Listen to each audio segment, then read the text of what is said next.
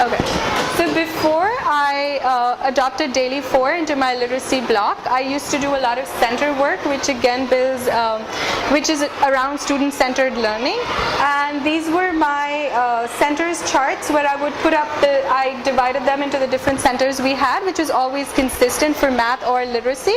And I put up their names on a little post-it within their group, so students knew exactly which group they had to, and it's extremely easy because the minute you want to change their group, you just take out the post-it and put it in the other group.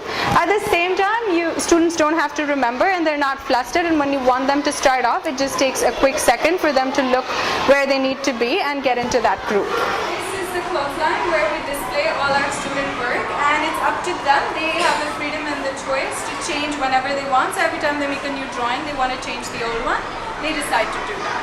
And this just helps me celebrate their success and a lot of their skills. Okay, and this is our timeline that we've been following in history. Again, it helps children remember content chronologically and also just understand better as to what came after what and why something happened. It really helps them just think in a more sequential manner. So this is our Daily 4 wall. We've only done 3 components out of the 4, which is read to self, where students spend about 20 minutes every day reading to themselves. This is read to someone, which is extremely fun for them, and it also helps them build their fluency, where they're practicing reading with a partner.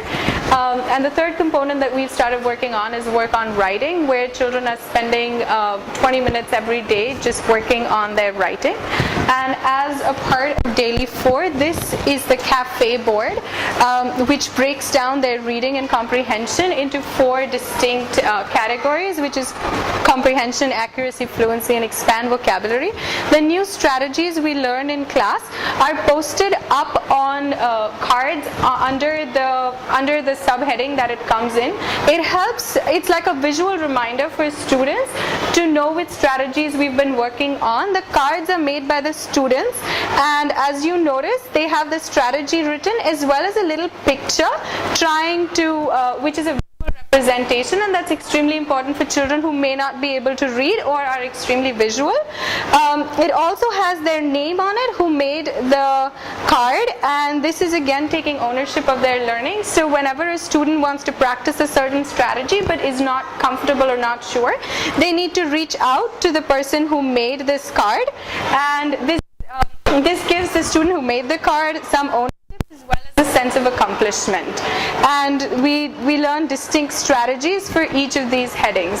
And as a part of our literacy, this is our Sizzling word collector.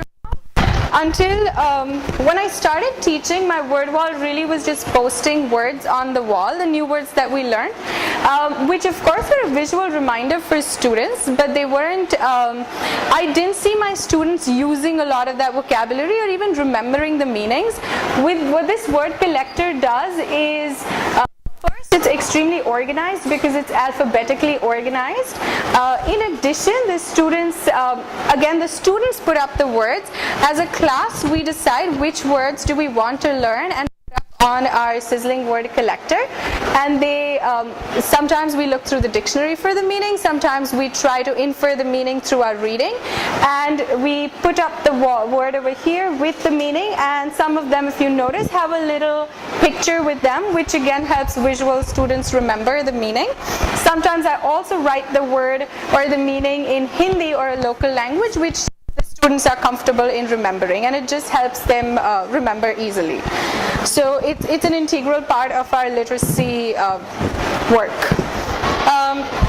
And this is our Building Super Stamina wall, which is also part of our literacy work, where we actually record how much stamina we built. So every day we started slow with just 2 or 3 minutes of independent work and gradually built stamina. As you can notice, they've reached more than 20 minutes on read to self and read to someone, while work on writing is going a little slower. We've only reached about 15 minutes until now, and we're still building stamina on work on writing.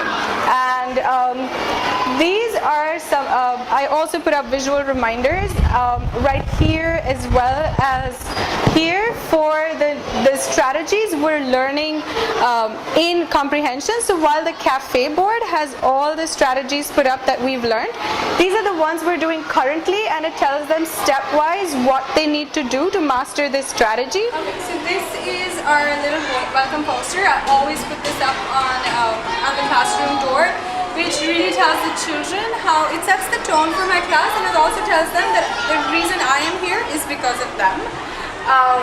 So that just helps them understand that the most important person in this classroom is them, and the most important reason is their learning.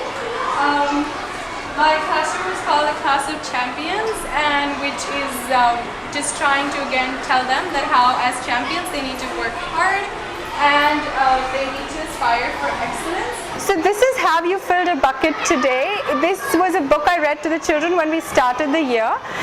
We spoke about, and the book really teaches them how important it is to appreciate their friends and to be respectful in their communication. They decided what a bucket filler was and what a bucket dipper was, and then this is our little organizer in which every student has a bucket and their friends fill their bucket. They ensure that they fill at least one bucket every day. And these are the bucket filling forms where they take one of the forms and write a little chit for whoever friend it is and why they want to fill their bucket, what they want to say, and then they put it in their friend's bucket, and then they collect their chits at the end of the day, and it makes them happy, and it makes them happy that they fill someone's bucket. It makes them happy that someone said something special to them.